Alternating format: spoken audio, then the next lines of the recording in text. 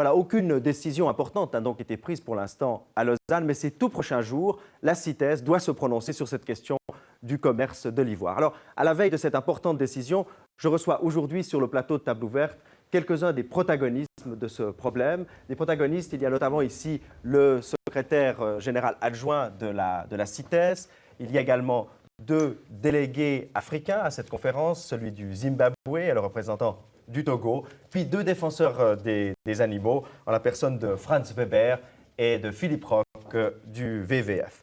J'avais convié à cette table également l'ambassadeur du Japon en Suisse, mais hélas, celui-ci a décliné mon invitation pour des raisons d'emploi du temps, mais également parce qu'il estimait que sa participation à une telle émission pourrait avoir un effet indésirable sur les travaux de la conférence.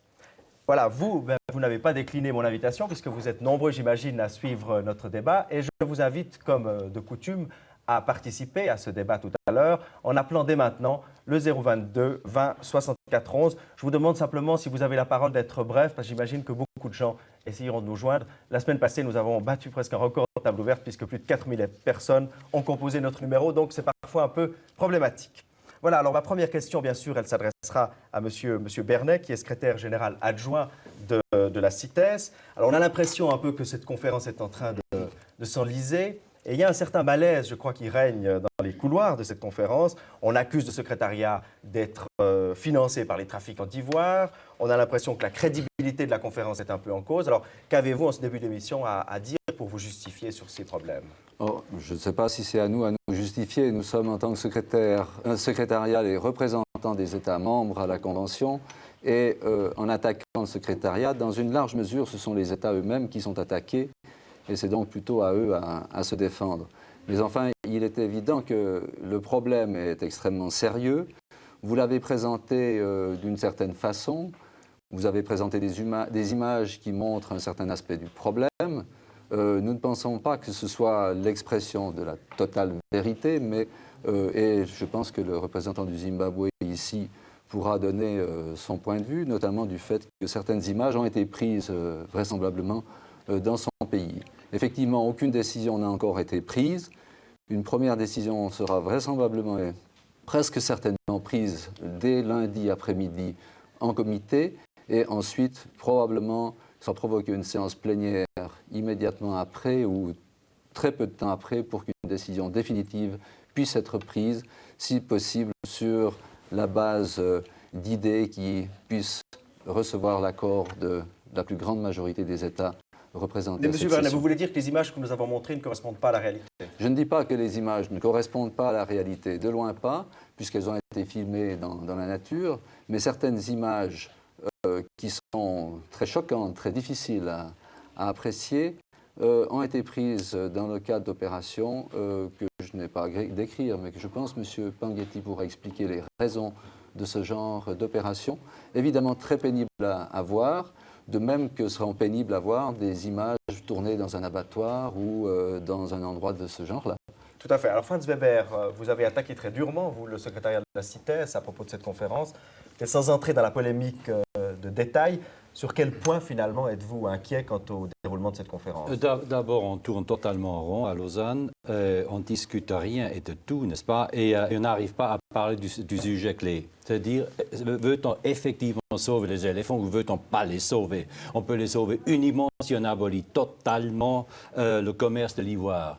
Mais totalement. Il n'y aura pas, parce qu'il y a un marché légal, c'est pour cette raison-là, les éléphants sont massacrés. Et quand M. Bernet parle de l'abattoir, je suis profondément choqué de considérer les éléphants, de considérer ces animaux extraordinaires comme du bétail, n'est-ce pas, qu'on abat dans un abattoir. C'est profondément choquant. C'est ça qui m'a frappé lors de cette conférence. On parle d'ailleurs, c'est aussi le délégué de la Bolivie, je crois, ou de la Colombie qui l'a dit. On parle comme si on parlait de viande réfrigérée, n'est-ce pas?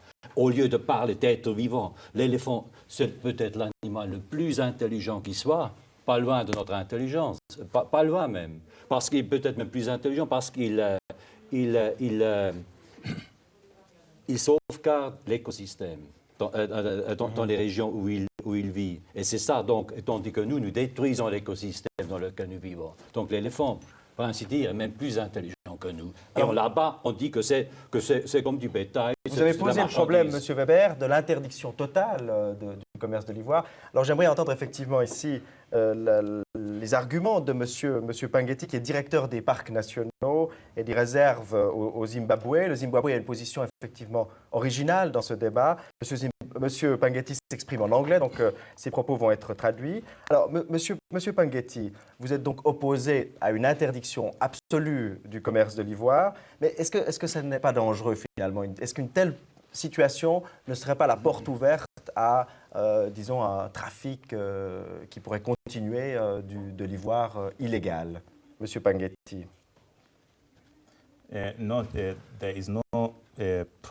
Il n'y a pas de problème à avoir du commerce de l'ivoire qui risquerait de produire une extinction. Mon pays, par exemple, a passé une loi qui gouverne la gestion de l'éléphant et mon pays a eu un succès plus que certain dans la gestion de l'éléphant, au point même où nous avons un excédent d'éléphants dans mon pays. Il y en a même beaucoup trop pour le pays maintenant. Et nous pensons que l'environnement lui-même doit être géré pour la survie aussi bien de l'éléphant que de la végétation. Nous pensons donc qu'il faut un programme de gestion totale, pas en regardant une espèce, mais en regardant l'écosystème dans son ensemble. La réduction de population de l'éléphant découle d'un nombre excédentaire d'éléphants et ces éléphants ont détruit l'environnement. On a eu un suivi de l'environnement, on a vu les dégâts qui ont été produits, dégâts dus à l'érosion, sur la végétation des arbres, des arbustes. Et l'éléphant doit cohabiter avec l'homme. Dans mon pays, nous avons mis en place des programmes où des particuliers sur les terres nationales ont pris sur eux-mêmes de s'occuper de tout l'écosystème, y compris l'éléphant. Et ces collectivités, dans leur budget au niveau du village, ont un budget pour la fourniture de l'eau, pour les animaux, pour des gardes-chasse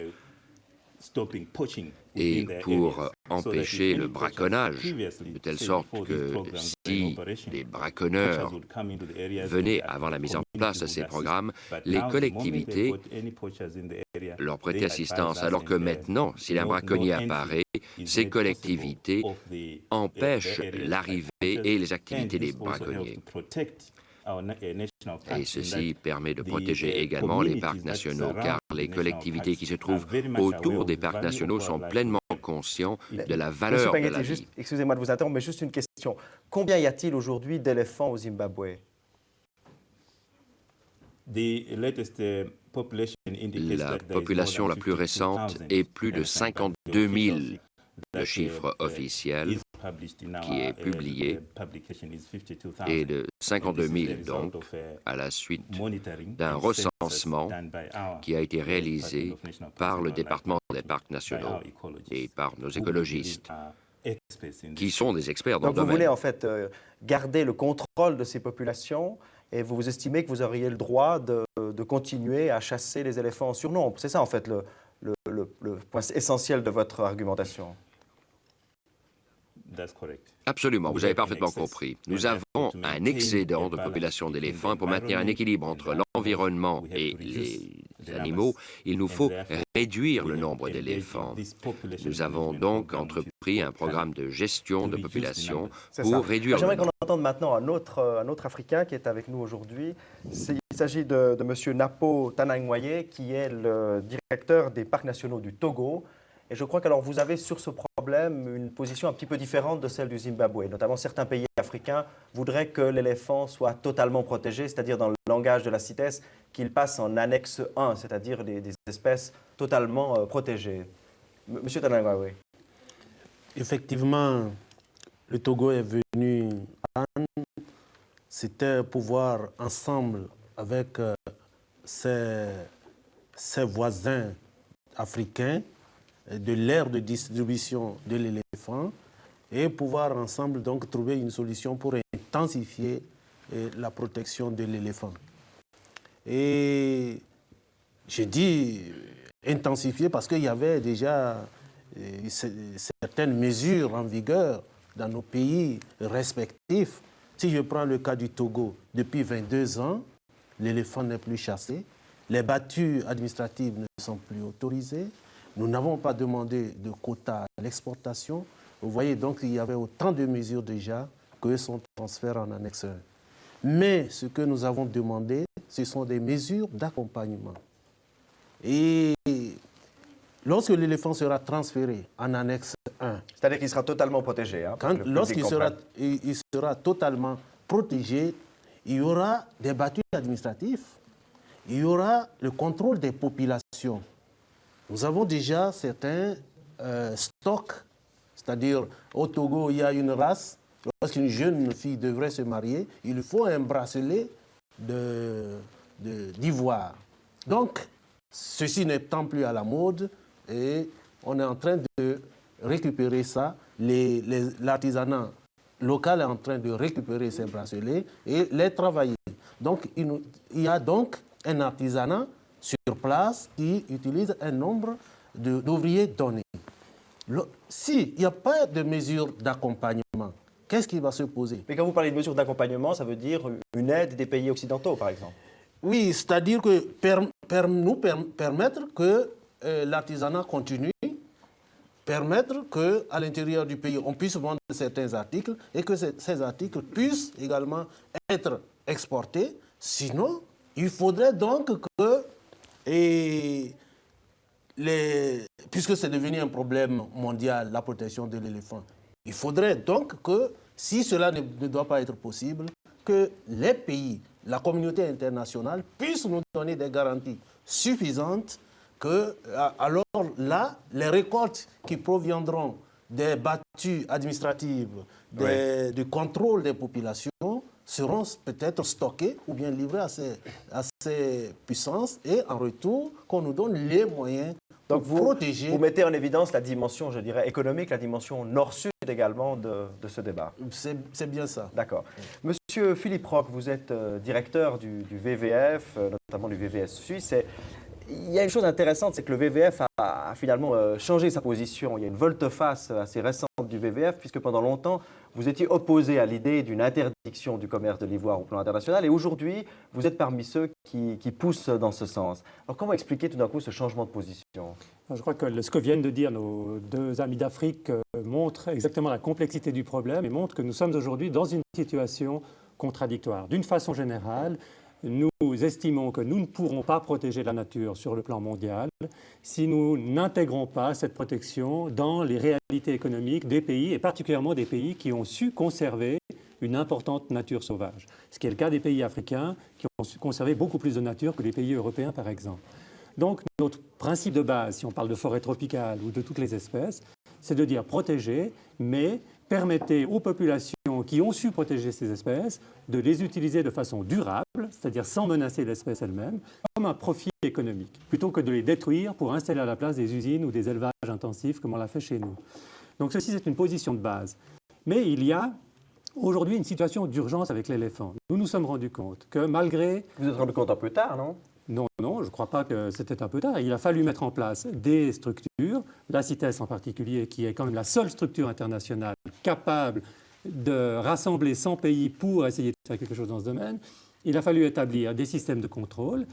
Ce que nous constatons après quelques années de travail et après les contrôles que nous avons faits, les comptages, etc., c'est que ce système n'est aujourd'hui pas à même de contrôler efficacement le commerce de l'ivoire, c'est-à-dire de garantir que seul l'ivoire provenant d'éléphants dont l'abattage était décidé par les gouvernements en fonction de systèmes comme celui que le Zimbabwe a avec succès mis sur pied. Que seulement cet ivoire soit commercialisé internationalement. Aujourd'hui, la CITES est incapable de contrôler cela parce qu'elle n'a simplement pas les moyens en hommes, en structures, etc. Donc nous nous rendons compte que ce système est un échec et que nous avons maintenant une chute dramatique, catastrophique de l'éléphant en Afrique et que la seule solution pour les années à venir est de bloquer totalement le commerce de l'ivoire. Pourquoi? Parce qu'il suffit qu'il y ait une seule porte ouverte. Imaginons le Zimbabwe qui a bien géré ses éléphants pour que tout l'ivoire illégal puisse être blanchi d'une façon ou d'une autre, soit en passant par le Zimbabwe, soit en étant mélangé au niveau du commerce international. Et ceci permettrait évidemment de couvrir complètement le braconnage et le commerce illégal de l'ivoire. Donc aujourd'hui, dans une mesure d'urgence pour les années à venir, il faut absolument interdire le commerce de l'ivoire, il faut absolument interdire l'importation d'ivoire et de porter de l'ivoire, il faut que les gens y renoncent. Ceci dit, j'aimerais juste apporter une toute petite précision par rapport à ce que vous avez dit sur l'annexe 1. L'annexe 1 n'est pas une protection totale de l'espèce, c'est une interdiction du commerce international de l'ivoire. Il ne faut pas oublier que sur les 60 ou 70 000 éléphants abattus chaque année en Afrique, la plus grande partie de ces éléphants sont perdus, c'est-à-dire qu'on récolte l'ivoire, ce sont des braconniers qui le vendent sans aucun profit pour les pays concernés, et donc ça n'est pas un rapport pour l'Afrique. Alors que chaque éléphant représente une richesse importante pour ces pays, notamment en viande, hein, et si on doit abattre un éléphant parce qu'il y en a trop dans une certaine région, il faut au moins que cette viande serve au pays en question. Donc, il est parfaitement possible aux pays africains d'utiliser les éléphants pour leur propre usage dans leur propre pays, malgré l'inscription à l'annexe 1 de la CITES. Ce qui est interdit, c'est le commerce de l'ivoire, et c'est ce commerce-là qui provoque le braconnage, ce n'est pas l'utilisation dans le pays lui-même. Franz Weber, à propos de cette question, disons, nord-sud dans ce débat, parce que n'est-il pas un peu facile, finalement, en Europe et aux États-Unis, d'être choqué par l'abattage des éléphants, alors qu'en fait, sur le terrain, la réalité est parfois très différente, non? Mais vous savez, de toute façon, l'ivoire ne profite pas à l'Afrique, l'ivoire profite au Japon, l'ivoire profite aux pays industrialisés, l'ivoire profite à Hong Kong, à Taïwan et à d'autres pays, n'est-ce pas, l'Afrique du Sud. L'ivoire ne profite pas aux pays africains. Les pays africains, ils touchent peut-être 1 ou 2% du prix. Ce 500 millions, ils touchent peut-être 10 millions, n'est-ce pas? Alors c'est déjà terriblement choquant, n'est-ce pas? Encore une fois, on exploite l'Afrique. On a déjà pas mal exploité lors de la colonisation. Je pense que maintenant, nous devons faire justement cet effet de nord-sud. Nous devons aider les pays africains, d'abord par le tourisme. On peut leur montrer les éléphants. Ça rapporte beaucoup plus, on l'a bien vu, au Kenya. Les personnes qui sont allées au Kenya pour voir les éléphants, ça représente déjà 50 millions, c'est-à-dire beaucoup plus que l'ivoire a rapporté à toute l'Afrique. Alors, si on commence à faire un tourisme intelligent, on montre aux Européens, aux Américains, allez voir les éléphants en liberté. Et ça plaît, les gens y vont en Afrique. Et ensuite, il faudrait faire une infrastructure touristique. Et en même temps également, créer une caisse de compensation. Il faut faire une sorte de plan Marshall pour l'Afrique.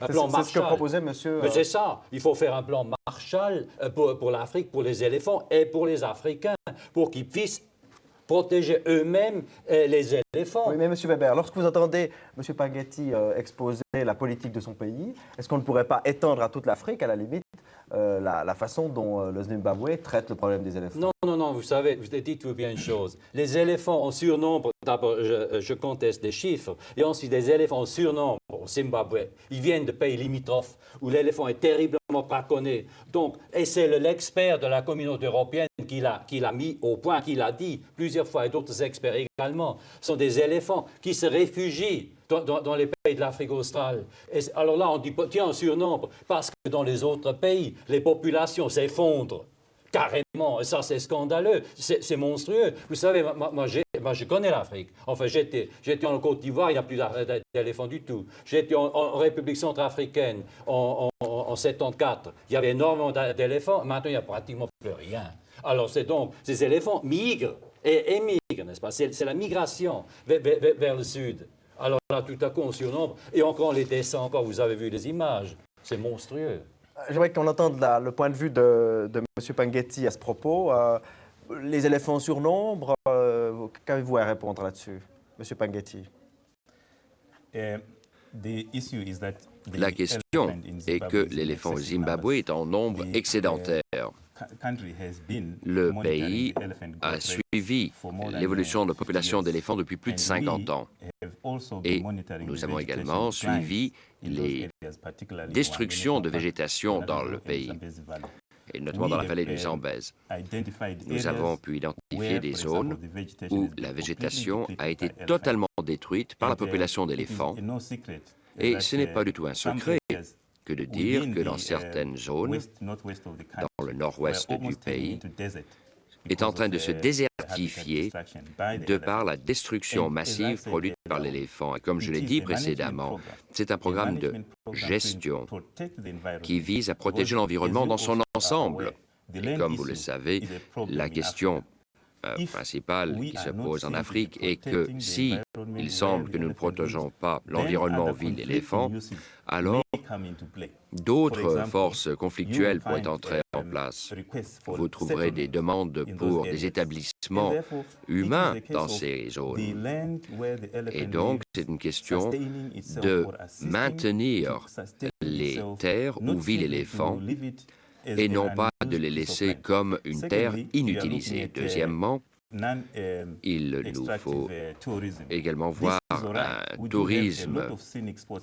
Nous avons beaucoup de sport, nous avons beaucoup de tourisme dans les parcs nationaux, mais dans certaines régions, l'éléphant est présent mais n'est pas vu. Les touristes ne vont pas y aller en grand nombre. De plus, c'est un environnement extrêmement fragile qui ne peut pas supporter un tourisme de masse que l'on peut voir ailleurs. Donc nous recherchons un tourisme de qualité ainsi qu'une utilisation de l'éléphant pour de la chasse de loisirs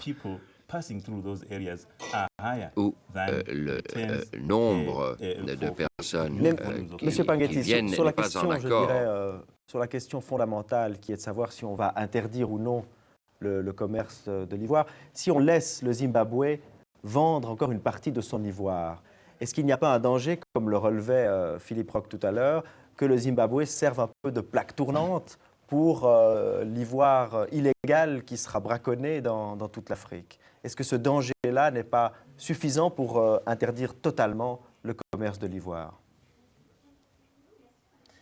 Le gouvernement du Zimbabwe, depuis l'indépendance, n'a jamais permis l'importation de l'ivoire. Et les responsables de douane interdisent formellement toute importation. Et nous appliquons cela d'une façon très stricte. Nous savons que certains pays qui ont des problèmes avec l'énumération de l'annexe 2 aimeraient voir la population d'éléphants en annexe 1. Nous les soutenons. Nous pensons que c'est une situation pour un pays qui a des difficultés. Mais pour le Zimbabwe et ses voisins, et je parle à la conférence de coordination du développement de l'Afrique australe, nous avons mis sur pied, nous avons convenu d'avoir une stratégie de commercialisation de l'ivoire qui interdira l'importation de l'ivoire des pays qui ont une citation en annexe 1. Et ces mesures sont parfaitement utilisables. Et les pays qui trouvent l'éléphant en annexe 1 pensent que c'est la fin du problème. Absolument pas. Les deux régions doivent définir un mécanisme permettant d'interdire l'ivoire de sortir de leur pays.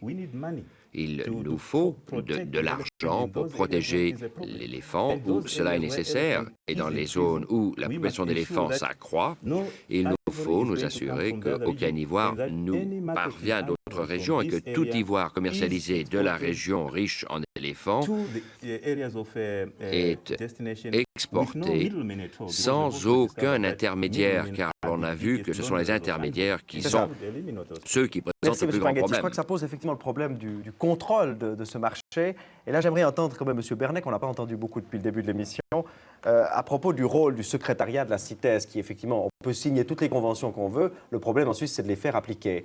Alors aujourd'hui, quelle garantie est-ce qu'on va avoir que les décisions qui seront prises à Lausanne ces prochains jours pourront être non seulement appliquées, mais vérifiées, contrôlées par le secrétariat de la CITES et par les pays concernés? Je crois que c'est une question effectivement extrêmement importante et je vais y répondre. Mais je crois qu'il y a quand même un ou deux petits points qui ont été mentionnés qu'il faudrait préciser. Sans être un biologiste de l'éléphant, je crois que quand on parle de migration d'éléphants, il faut être quand même prudent. L'éléphant, ce n'est pas une hirondelle qui va de Côte d'Ivoire au Zimbabwe et vice-versa.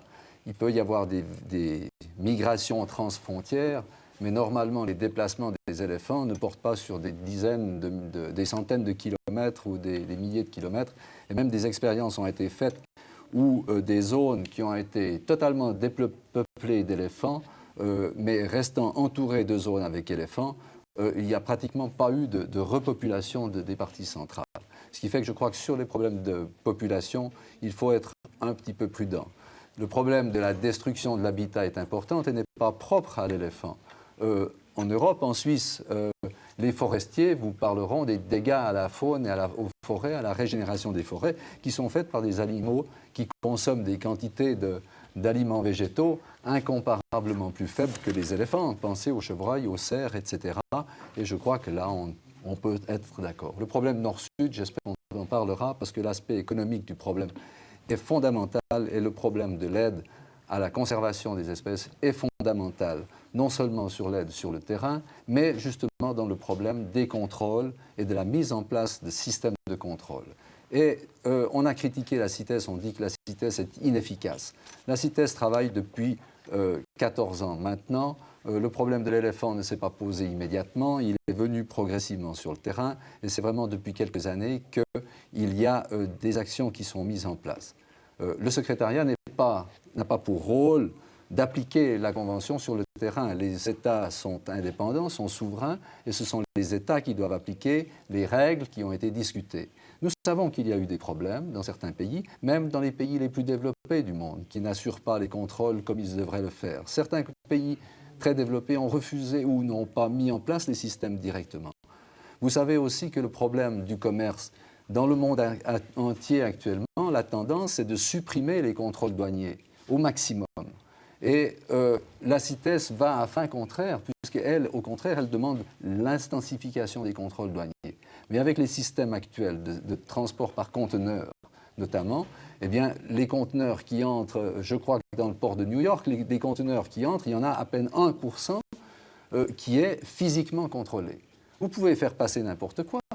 Quand vous voyez les moyens qui sont mis en œuvre pour contrôler le trafic de la drogue... Donc alors, si je vous comprends bien, on est complètement désarmé. Non, je ne dis pas ça, monsieur. Je ne dis pas ça du tout, parce que le problème est le suivant. C'est que dans les pays africains, les portes de sortie sont plus limitées et il y a des possibilités de contrôle et les pays d'Afrique australe sont en train de mettre en place un système. Et il y a une chose qui peut être importante dans le système de contrôle de l'ivoire et qui est en train de se développer, c'est qu'on est en train de mettre au point des techniques. Il y a soit le système par l'analyse chimique, soit le système de l'empreinte génétique qui se développe considérablement et qui va permettre de déterminer, le chiffre de 100 km a été annoncé par les pays d'Afrique australe, pour déterminer une population en disant cette population, elle vient d'une région, d'un rayon de 100 km. Si dans l'international, à l'importation, à l'exportation, on fait des contrôles systématiques ou par sondage pour déterminer cette pointe vient-elle vraiment du Zimbabwe, je pense qu'on aura résolu une partie des problèmes. Je ne dis pas qu'on va supprimer la totalité du trafic international, qu'on va supprimer la totalité du trafic illégal. Mais même si le commerce est interdit totalement, je prétends qu'on ne va pas supprimer la totalité non plus de la contrebande qui existe partout. Franz Weber partout. et Philippe Roch n'ont pas l'air d'accord. Rapidement, Franz Weber. Évidemment, de toute façon, la CITES a maintenant donné l'expression même de son impuissance, n'est-ce pas? Alors, pour quelle raison il y a pas braconnage? Pour quelle raison il y a un commerce éhonté d'ivoire braconné? Parce que d'abord, on permet d'un côté l'ivoire légal et d'un autre côté, on voudrait l'interdire à certains pays. Mais si on veut arriver à abolir le braconnage, à abolir ces massacres ignobles, alors à ce moment-là, il faut carrément interdire l'importation, il faut interdire le commerce de l'ivoire. Et si on fait cela, on arrive à un résultat concret, parce qu'à ce moment-là, c'est l'opinion mondiale qui se met en branle. Chaque être qui verra un morceau d'ivoire dans un magasin dira ah, c'est interdit. Et maintenant, ah oui, mais attention, c'est légal, ça vient du Zimbabwe, ça vient de l'Afrique du Sud, oh, ça vient de la Zambie, etc., n'est-ce pas? Ça vient du Botswana. Et c'est ça qu'il faut cesser. Il faut interdire la commercialisation de l'ivoire, il faut interdire le commerce, le négoce de l'ivoire sur tous les plans. Ouais, je crois qu'on a bien compris votre position. Philippe Roch, sur la question du contrôle et du rôle de la CITES oui, notamment. Je crois que Franz Weber a tout à fait raison. Le seul moyen aujourd'hui, vu la pression qu'il y a avec ce braconnage, c'est d'interdire le commerce de l'ivoire, c'est de dire au monde entier qu'on ne doit plus acheter, plus porter d'ivoire. C'est la seule solution. On va créer un marché noir à ce moment-là. Mais absolument pas. Qui va oser porter de l'ivoire? Plus personne. Si vous n'osez plus le porter, si vous n'osez plus l'exposer, c'est terminé. Il n'y aura plus de pression. Le seul moyen de justement favoriser le braconnage, c'est de resserrer l'étau sans le fermer. Parce que l'ivoire sera toujours autorisé, mais deviendra vraiment rare. Et à ce moment-là, les prix vont tellement augmenter que les braconniers vont encore plus facilement se faire tuer ou risquer de se faire tuer pour pouvoir faire de l'argent. Donc la solution que propose le Zimbabwe est à mon avis la plus mauvaise, parce que c'est la solution qui va permettre de renchérir encore l'ivoire, donc de faire une pression encore plus forte sur le braconnage. Et je crois que vraiment la seule solution immédiate, c'est celle-là. Ça n'empêche pas du tout, je le répète, au Zimbabwe, au Togo et à d'autres pays de gérer leurs éléphants, parce qu'il peut localement y avoir trop d'éléphants et d'utiliser ces éléphants dans le pays. Ouais. Il faut dire aussi que l'ivoire, sur le plan international, nous n'en avons absolument pas besoin. Je vous rappelle que 85% de l'ivoire est acheté par le Japon pour faire des petits tampons de signature. C'est dérisoire, c'est totalement inutile. D'autre part, c'est aussi inutile par rapport aux pays africains. J'aimerais là dire juste un mot par rapport au problème du Nord-Sud, si vous permettez. J'ai été acheter ce morceau de cuivre. Il m'a coûté 13 francs. C'est du cuivre qui vient de Zambie. La Zambie est un pays voisin du Zimbabwe, a perdu en 7 ans les 3/4 de ses éléphants. Ils avaient 160 000 éléphants, ils n'ont plus que 40 000. Ces 120 000 éléphants tués en 7 ans en Zambie n'ont rien rapporté au pays. Ils ont été braconnés, ils ont pourri sur place, l'ivoire n'a rien rapporté au pays lui-même. Cette pièce de cuivre que j'ai payée 13 francs, si j'avais payé 13 francs 20 centimes de plus sur 13 francs, j'aurais doublé le revenu de la Zambie par rapport à ses exportations de cuivre. Or, la Zambie dépend à 90% pour ses exportations du cuivre. Donc voilà ce qu'il faut changer dans le commerce international si l'on veut aider vraiment les pays africains, les pays du tiers-monde. C'est payer un tout petit peu plus cher ce que nous achetons pour qu'ils puissent s'en sortir économiquement et qu'on arrête d'exploiter ces pays. 13 francs 20 au lieu de 13 francs et on résout définitivement le problème de la Zambie. Ça, c'est beaucoup plus important que le problème de l'ivoire. Bien, je crois que j'aimerais entendre encore le point de vue de M. Tananoyer sur cette question du contrôle, puisque vous êtes vous-même confronté à ce problème comme responsable des réserves nationales et des parcs nationaux au Togo. Est-ce que c'est difficile de contrôler à la fois le braconnage, mais aussi les importations, les exportations d'ivoire dans un pays comme le vôtre? Bien sûr, le contrôle est assez difficile. Si je prends le cas du Togo, d'abord, l'effectif, le personnel pour la surveillance des parcs nationaux et des réserves de faune n'est pas suffisant et il faut encore en prévoir pour le contrôle des ports, des aviations et autres. Ça devient, vous voyez, ça devient assez compliqué. C'est pourquoi je parlais tout à l'heure des moyens. Il nous faut des moyens. Nous manquons de moyens. Si nous parlons de mesures d'accompagnement, c'est que nous n'avons pas du tout de moyens. Nous avons des réserves, de vastes étendues de réserves de faune. Et là-dessus, vous avez 10 ou 15 gardes-chasse. Pour faire quoi? Et je voudrais dire aussi, si vraiment nous ne prenons pas le problème au sérieux, le transfert de l'éléphant en annexe 1 ne va pas supprimer le braconnage. Ça, vous n'en doutez pas. Mais il faudrait donc que nous nous entendions. Si le problème est devenu un problème de classe internationale, il faudrait vraiment qu'on essaie de le mûrir ensemble, que de vouloir précipiter des solutions. On ne peut pas faire le bonheur d'une personne malgré cette personne. Il faut que les pays de l'ère de distribution de l'éléphant participent à la recherche de la solution. Et ensemble, nous allons déboucher sur ce que je dirais des solutions beaucoup plus concrètes, beaucoup plus durables pour la protection. Monsieur Bernet, avant qu'on donne la parole aux téléspectateurs pour continuer ce débat avec eux, Monsieur Bernet, vous avez l'impression que du côté des pays dits développés ou des pays occidentaux, on est prêt à faire un geste alors pour aider les pays africains dans cette lutte pour la préservation de l'éléphant? Alors, je voudrais dire d'abord une chose, c'est que je ne voudrais pas passer ici autour de ce plateau comme une personne qui favorise, qui pousse au commerce de l'ivoire. Ce n'est absolument pas le cas de la CITES. Le secrétariat de la CITES a quand même pris des positions. Le secrétariat de la CITES a pris des positions qui ne sont pas en faveur d'un arrêt total du commerce. Est-ce que c'était son rôle, M. Bernet, en fait? Est-ce que c'est le rôle d'un secrétariat de prendre une position?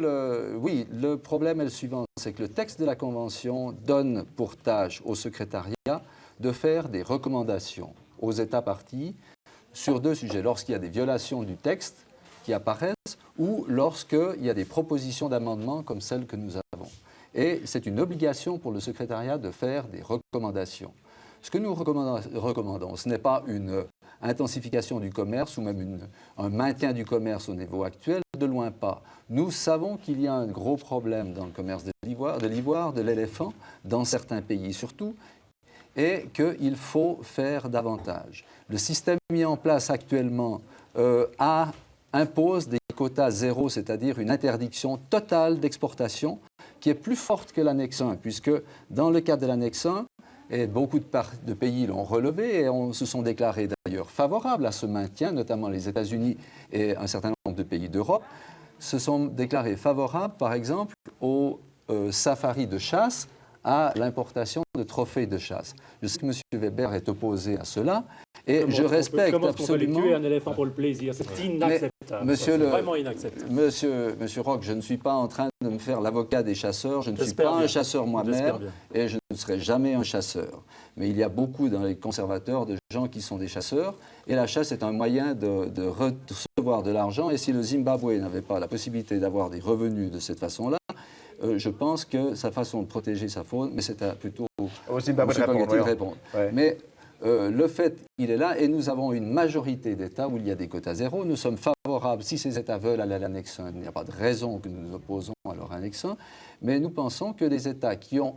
Et je crois que l'erreur principale, c'est de prendre l'éléphant comme un élément unique et de parler que cet élément unique. L'éléphant fait partie de l'ensemble de la faune sauvage, et la faune sauvage représente pour l'Afrique un élément absolument vital dans de nombreux pays de toute l'Afrique centrale notamment. Si vous pensez que 80% de l'approvisionnement en protéines des pays d'Afrique centrale, du Zaïre, du Gabon, ou peut-être même davantage, vient de la faune sauvage, vous avez une idée un peu différente de l'importance qu'elle représente pour ces pays-là sur le plan socio-économique, sur le plan alimentaire. S'il n'y a plus de faune, et la façon dont elle est gérée actuellement, parce qu'il n'y a pas de moyens, fait que cette faune a tendance à disparaître. Mais c'est un problème global, ce n'est pas un problème de l'éléphant seul, c'est un problème global, et il faut que des moyens énormes soient mis en œuvre par les pays d'Europe. Vous avez l'impression que ça va venir de ce côté-là, les moyens vont venir? Ça, je voudrais bien le croire, mais quand j'entends les États-Unis annoncer 2 millions d'aides pour cela, quand j'entends qu'on dit que le groupe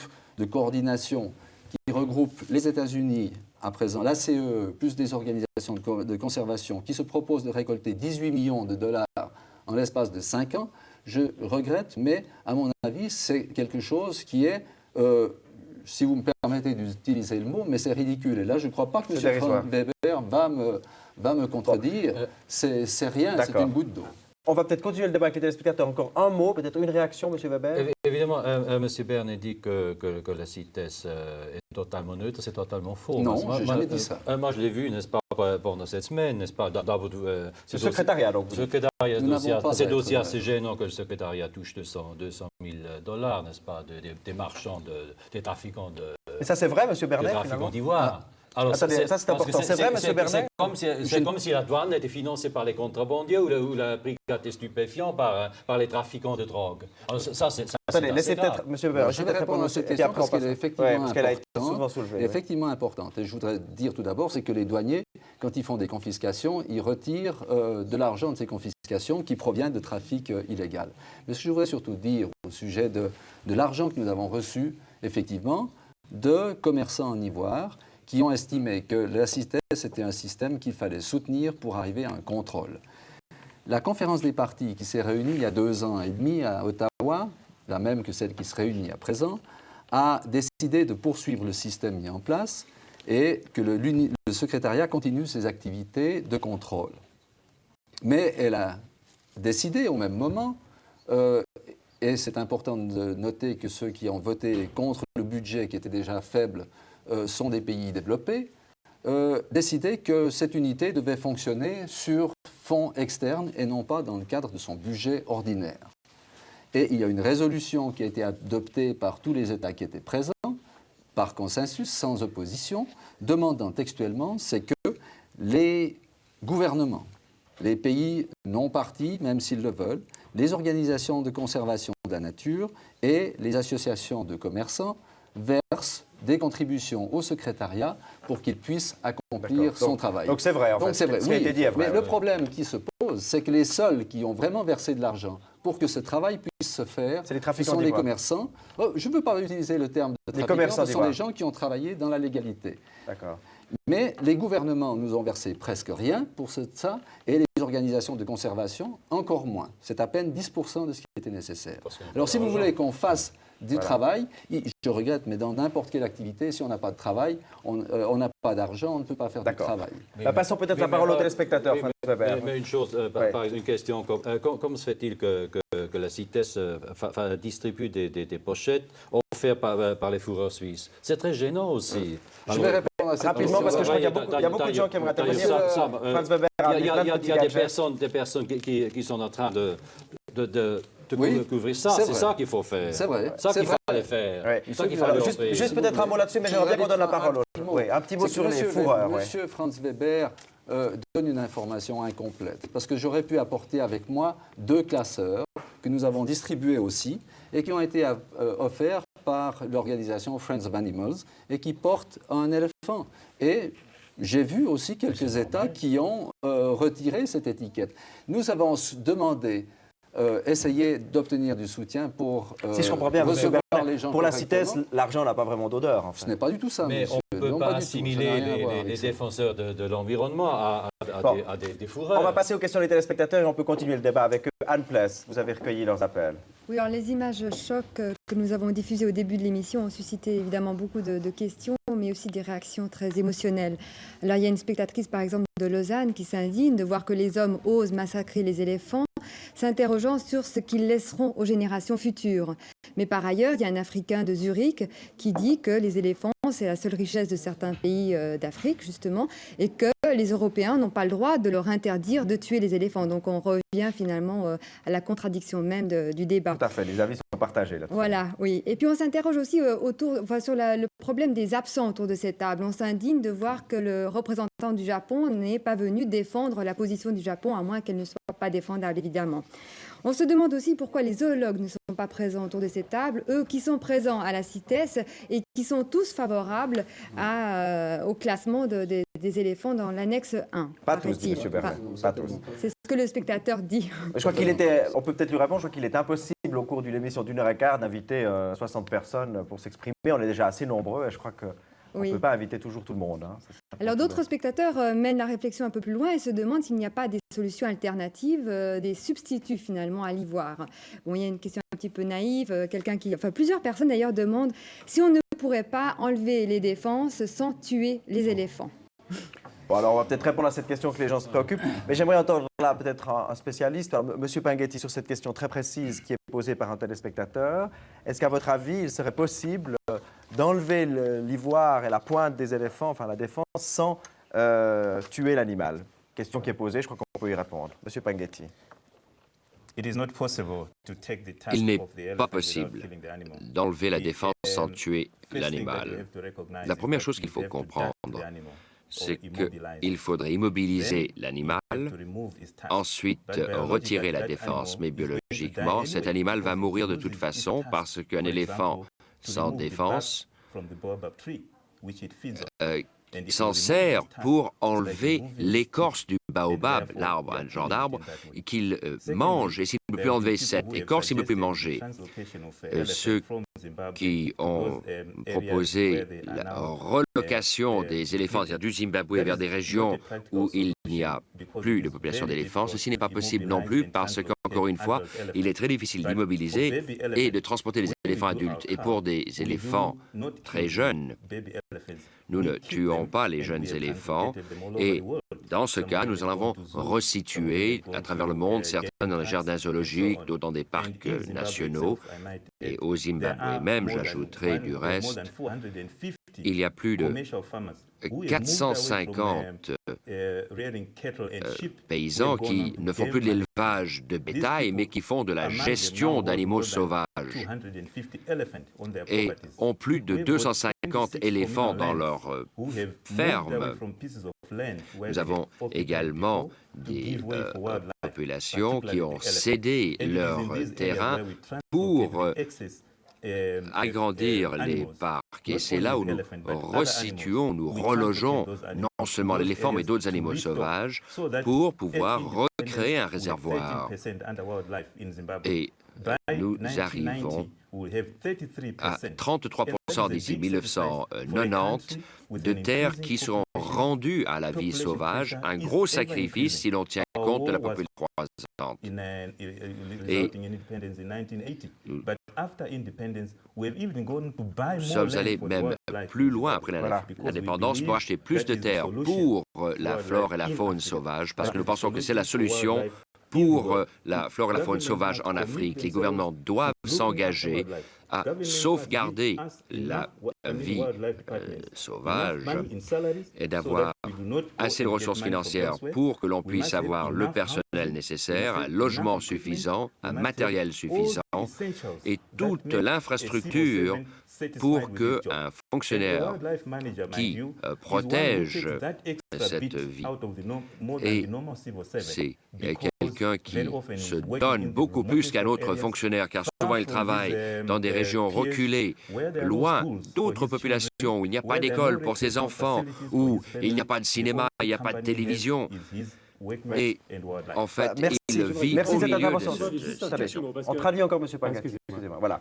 Oui, juste un mot, mais j'aimerais qu'on entame le débat. Pour dire que je peux être entièrement d'accord avec tout ce que vient de dire M. Pagatti. La seule chose qu'il ne dit pas, c'est que pour réaliser tout ce qu'il dit, il n'a pas besoin de l'exportation de l'ivoire.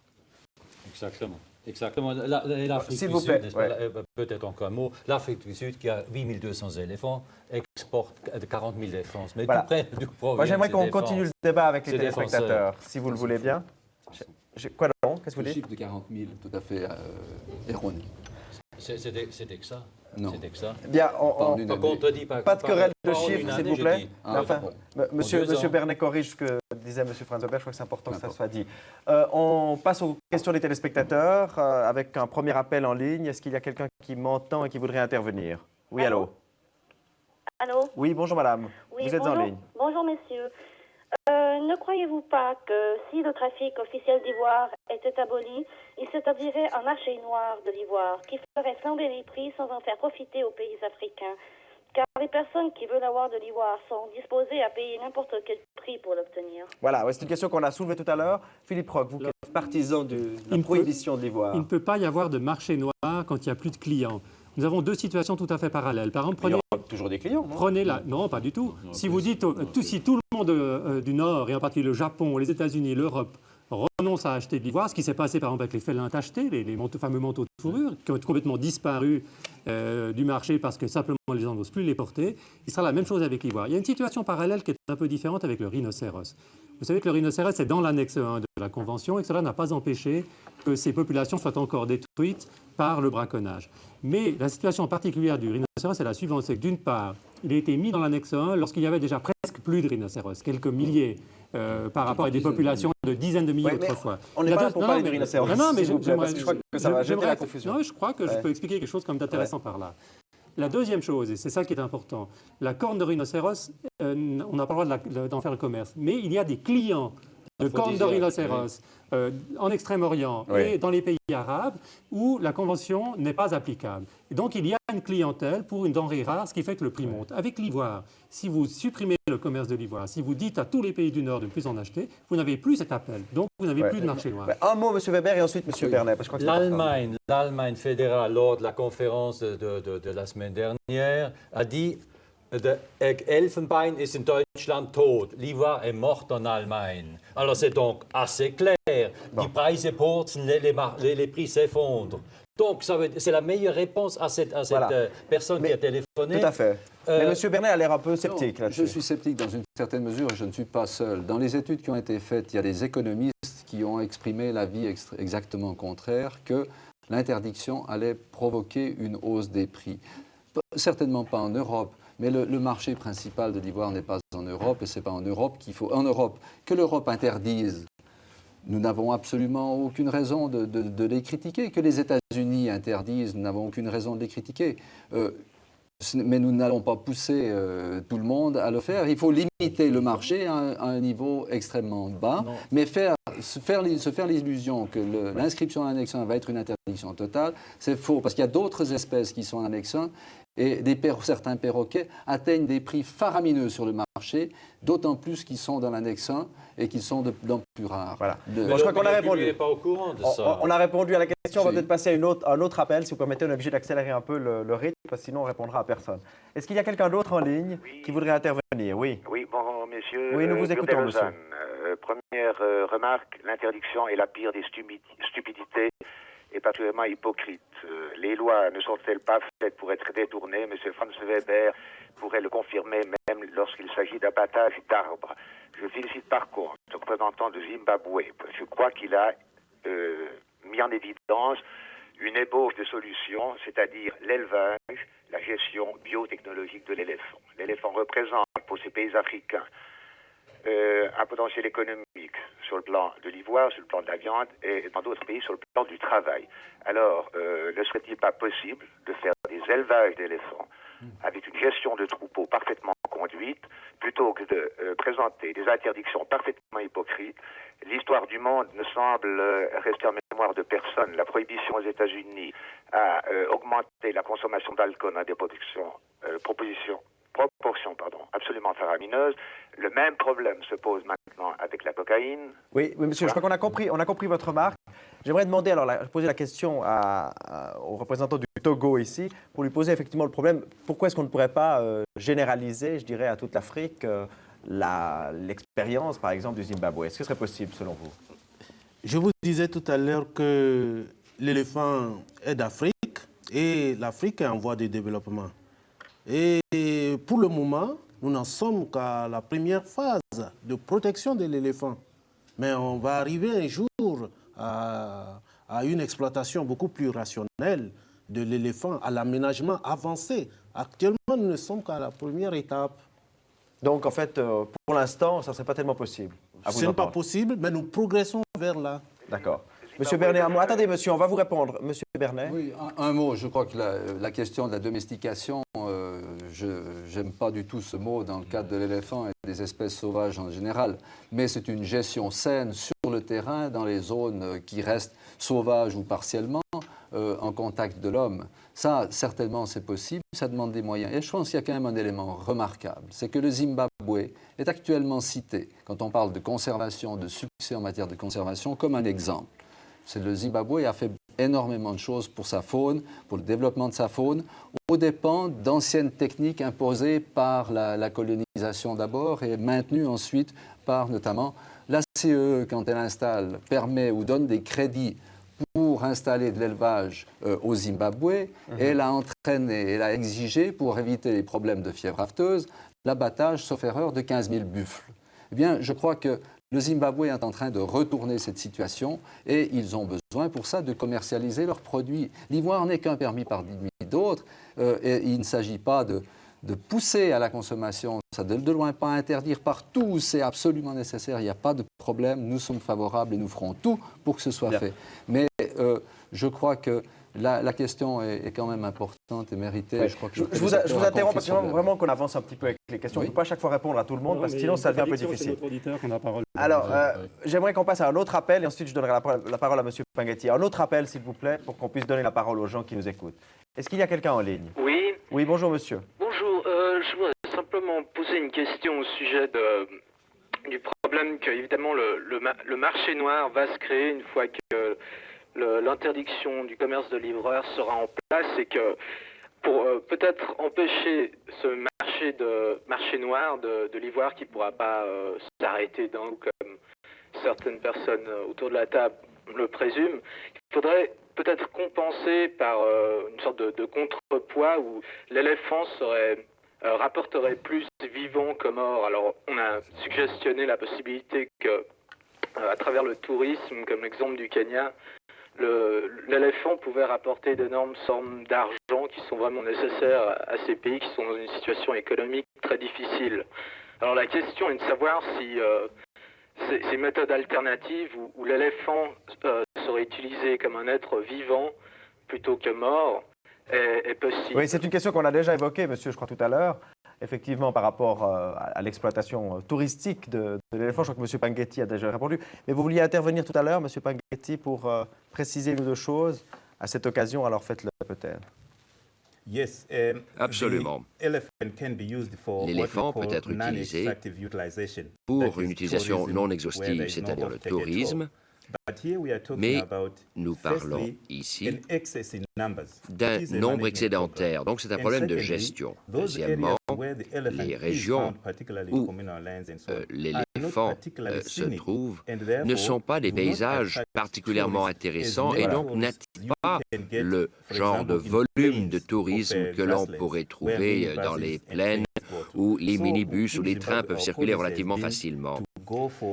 Et donc, la politique du Zimbabwe a été de voir un tourisme de petit nombre, et non pas de grand nombre, pour un tourisme de qualité, un tourisme de pointe, un tourisme exclusif, si vous voulez. Nous avons des camps où la seule personne qui a le droit d'entrer dans la zone est une personne qui a réalisé une réservation et qui a un droit exclusif dans un rayon de 10 km. Et à notre avis, ceci nous donne un bien meilleur rendement, car ceci protège l'environnement, ce qui fait que l'on évite d'avoir un nombre trop important d'êtres humains qui traversent un écosystème délicat, et également une expérience assez unique pour le touriste, ce qui fait que quand il rentre chez lui, il a vraiment profité d'une nature unique, loin de masses de minibus, de toutes sortes de transports ou de jeeps ou de Land Rover. De plus, cet écosystème peut être mieux géré et dans cette gestion, il faut arriver à un équilibre entre la végétation et les animaux qui y vivent. Si l'éléphant est en nombre excédentaire, il détruit tous les arbres. Alors, la population s'en va et ne met plus l'agriculture et vous finissez dans un environnement qui ne permet même plus d'assurer le genre de tourisme qu'on essaie de protéger parce que l'environnement sera totalement détruit. Attendez, on traduit encore, M. Panghetti. Philippe Roch, un mot et on passe à une autre question. Sur le marché noir dont on a parlé à plusieurs reprises, je voudrais dire qu'aujourd'hui, la plus grande partie de l'ivoire qui est trafiquée dans le monde l'est au marché noir. C'est un marché qui est blanchi grâce au système actuellement en vigueur, mais c'est du marché noir. Et que la meilleure façon de gaspiller cette ressource de l'éléphant pour l'Afrique, c'est justement la situation actuelle qui conduit les braconniers à tuer des éléphants, à exporter de l'ivoire sans profit pour le pays, à laisser pourrir la viande sur place. Ça, le système actuel est le système du gâchis, alors que le système proposé par le Zimbabwe peut très bien vivre sans exportation d'ivoire. Et en ce qui concerne les économistes de M. Bernet, il faudrait quand même qu'ils aillent revoir leur théorie, parce que depuis que ce que vous citez, depuis que certains pays ont interdit l'importation d'ivoire et depuis qu'on menace d'une interdiction totale du commerce de l'ivoire dans le monde, eh bien, les prix ont chuté de 30 à 50% en quelques semaines sur le marché mondial de l'ivoire. Donc on montre bien que lorsqu'il n'y a plus de clients, eh bien, il n'y a plus de prix. Et voilà. Il n'y a pas non plus de marché noir de peau de bébé fort et de léopard. On va passer à une autre question et ça permettra de continuer le débat. Est-ce qu'il y a quelqu'un en ligne qui voudrait intervenir? Oui, allô? Bonjour, monsieur. Oui, nous vous écoutons, monsieur. Oui, bonjour. J'aurais trois petites questions à poser. Oui, déjà, commençons par la première. Mais permettez-moi d'abord de vous faire remarquer que c'est tout le continent africain qui est en crise et que la plupart des régimes politiques et des systèmes économiques implantés en Afrique ont des conséquences néfastes, non pas seulement sur les hommes, mais aussi sur la faune et la flore. Oui. Sauvez d'abord les hommes et puis les hommes sauveront les éléphants. La solution que prend Franz Weber de développer le tourisme, j'ai entendu aussi Bruce Lalonde faire les mêmes déclarations. Vous savez que le tourisme n'est pas innocent non plus. Vous connaissez les conséquences de ce que le tourisme a donné aux Philippines et dans d'autres pays asiatiques. Effectivement, oui. Voici mes petites questions. D'abord, à Franz Weber, faut-il aussi interdire l'importation des éléphants, des rhinocéros et d'autres espèces en voie de disparition pour les eaux et des parcs privés des riches d'Europe et d'Amérique? Voilà. Car je trouve que cela contribue aussi à la destruction de la faune. Monsieur, on va répondre à cette question. Franz Weber. Mais évidemment, il faudrait également interdire bien sûr, parce qu'on fallait aussi, même les éléphants dans un zoo. Un éléphant n'a rien à chercher dans un zoo. Peut-être le siècle dernier, qu'il n'y avait pas la télévision. On peut voir les éléphants à la télévision. Qu'est-ce qu'ils ont à chercher dans un zoo? C'est simplement monstrueux, n'est-ce pas? Il faut commencer par faire ça aussi. Et le tourisme, évidemment, un tourisme énorme fait du tort aux pays qu'il supporte. Mais nous voulons également justement demander une caisse de compensation parce que maintenant nous devons rendre à l'Afrique ce que nous avons pris à l'Afrique. Et ça, pour ça, je parle de plan Marshall. Nous pouvons et nous avons assez de force. Même chaque touriste pourrait encore payer une surtaxe de $100 et les gens le feraient. D'ailleurs, aussi également, ces propositions ont été faites lors de la conférence. Et effectivement, il y a même des agences qui le proposent et les gens souscrivent ça avec plaisir. Et cette aide-là, j'avais même dit lors de la conférence, on pouvait simplement prélever 1% sur l'armement. Tous les pays, il n'y aura plus de problème en Afrique. Et ensuite, ce serait l'amorce du désarmement effectif. Voilà. Je crois qu'il y a une autre question, monsieur, mais je vous demande de la poser rapidement, s'il vous plaît. C'est une solution qui ne me convainc pas, mais voici l'autre question. Oui, posez-la. Quelle est la situation de l'éléphant des pays asiatiques? Est-il aussi menacé que son frère africain? Ça, c'est effectivement une question qu'on n'a pas soulevée tout à l'heure. Alors, peut-être on peut demander la question à M. Bernet, oui. Oui, alors l'éléphant d'Asie est inscrit à l'annexe 1 parce que ses populations sont beaucoup moins nombreuses qu'elles n'étaient en... Inscrit à l'annexe 1, je répète pour les gens qui ne comprendraient pas, que ça veut dire qu'il est... Le statut qui est demandé. Le commerce est protégé, est interdit, oui. Ça n'empêche pas qu'il y ait clonage de l'éléphant d'Asie en Asie, notamment en Inde, où il y a une industrie du travail de l'ivoire qui est encore importante, bien qu'elle soit en réduction, comme elle est dans tous les pays actuellement, où il y a... Toutes les enquêtes qui ont été faites avant cette conférence ont démontré que l'industrie du travail de l'ivoire était une industrie qui dépérissait, que ce soit en Inde, en Chine, au Japon, à Hong Kong, etc. Il y a l'éléphant d'Asie, il y a une particularité qu'ont certains spécimens européens. D'abord, il a moins d'ivoire en général, seuls les mâles portent des défenses, et il y a de nombreuses populations où les éléphants ne portent pas de défense du tout. C'est un gros avantage pour eux. Ils ont une façon de vivre qui est différente. Mais des progrès ont été faits dans les pays asiatiques. Davantage de moyens ont généralement été consacrés par notamment l'Inde pour la conservation de sa nature. Et au point qu'il y a, à la conférence d'Ottawa, le représentant de l'Inde m'avait posé la question disant qu'ils avaient un certain problème avec certains éléphants, s'il y aurait des possibilités de faire quelque chose. Pour l'instant, en tout cas, il n'en est pas question et je ne pense pas qu'il y ait de raison d'aller très loin dans ce domaine. Bon, je crois qu'on a répondu à la question. Mais attendez, ne parlez pas tous en même temps parce qu'on ne comprend rien. Il faut quand même dire que les populations d'éléphants d'Asie sont des populations résiduelles qui sont beaucoup plus faibles que ce qu'il y avait en Afrique. On compte aujourd'hui entre 30 et 45 000 éléphants en Asie. Donc c'est déjà des populations. On espère bien qu'Afrique n'en viendra jamais là. Je crois qu'on va passer encore à une autre question. Monsieur, la dernière question. Oui, non, mais monsieur, vous ne pouvez pas monopoliser la parole. Je m'excuse de le dire, mais il y a beaucoup de gens qui appellent. Le représentant du Zimbabwe, c'est très important. Oui, alors posez la question au représentant du Zimbabwe. Oui, je lui demande, pour être solidaire avec les autres pays africains qui ne veulent pas exporter l'ivoire, pourquoi ne pas carrément vendre la viande aux pays africains qui ont les problèmes de viande et détruire carrément les défenses? Voilà, le problème de la viande, effectivement, qui est... Vous avez compris la question de notre interlocuteur? Monsieur posait la question de la viande. On va vous la traduire. Vous posez la question de la viande qui était effectivement, qui pourrait être vendue aux autres. Dans le programme de gestion des éléphants, la viande et la peau est également élément. La viande est utilisée. Notre département doit obligatoirement utiliser 25% au minimum de la viande qui vient d'éléphants abattus doit être adressée à la population locale. Ici, l'éléphant est mort sur une terre nationale, la peau est tannée et les fonds sont reversés au village ou à la collectivité où l'éléphant est mort. Lorsque l'on parle du solde de la viande, le Zimbabwe est un très grand pays et a une population d'environ 10 millions. Et il y a une telle demande de viande dans nos villes que nous n'avons aucun excédent à exporter. Mais nous envisageons certains programmes où le secteur commercial, privé et public recevra de la viande de l'éléphant et des antilopes ou gazelles, de telle sorte que lorsque la production sera suffisante pour le pays, nous pourrons alors exporter vers les pays où il existe une déficience de protéines. Nous avons du reste ce problème de déficit de protéines et notre première condition est de satisfaire les besoins nationaux.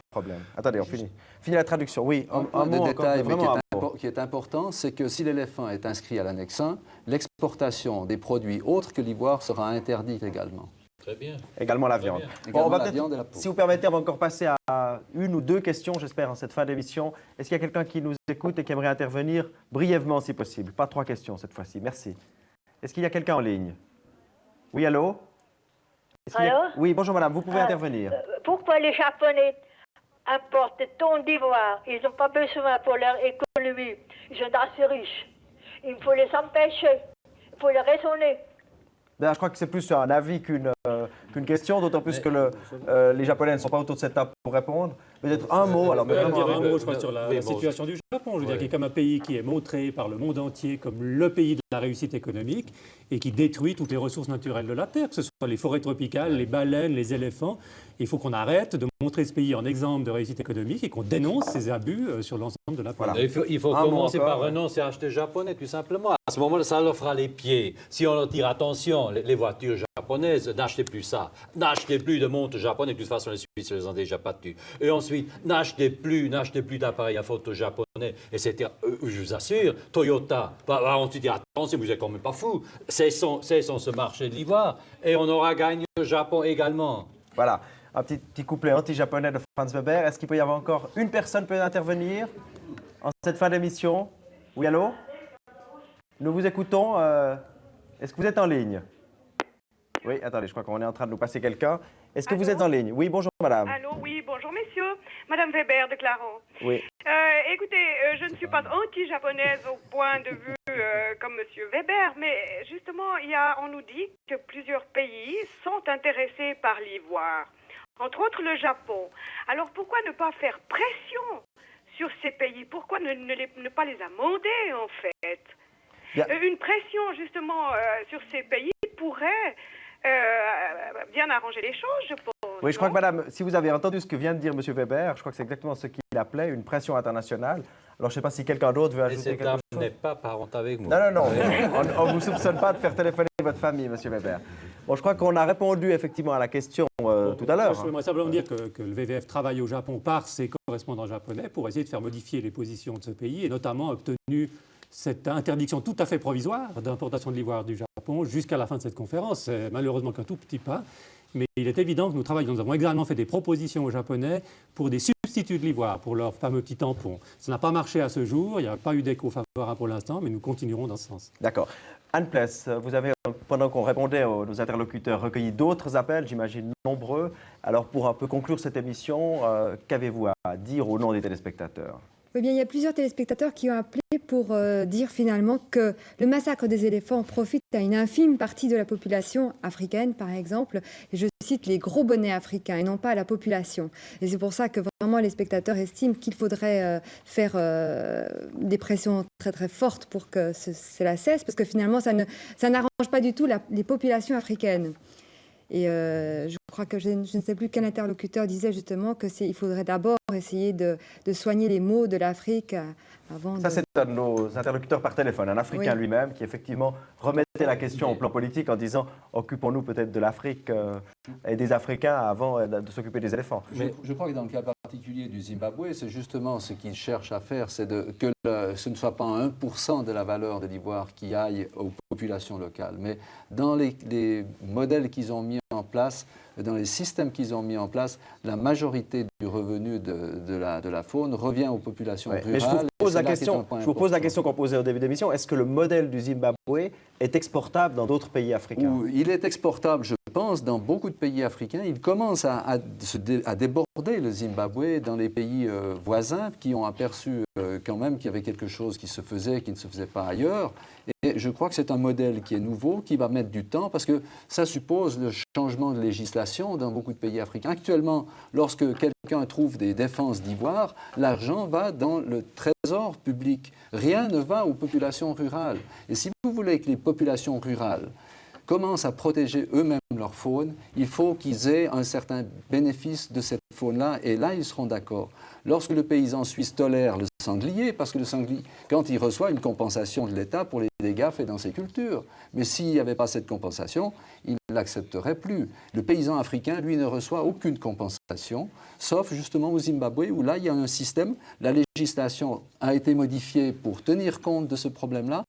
Il y a beaucoup de discours qui ont été faits dans les réunions africaines où on veut que ce système-là vienne en place. Je crois que c'est important que cette évolution se fasse en Afrique et le Zimbabwe devient un exemple dans ce domaine-là aussi, alors qu'avant l'exemple de la conservation, c'était le Kenya où là, la situation des éléphants est devenue catastrophique. Alors, Franz Weber, vous avez l'air d'en douter. Mais non, je veux dire, c'est justement à nous d'aider les Africains à protéger leur faune, mais aux Européens, aux pays industrialisés. C'est à nous de leur donner les possibilités que je dis, cet éléphant est protégé par nous. Et vous croyez bien, il n'y a plus aucun braconnier qui va tirer un éléphant. Si la population en profite. Oui, c'est juste.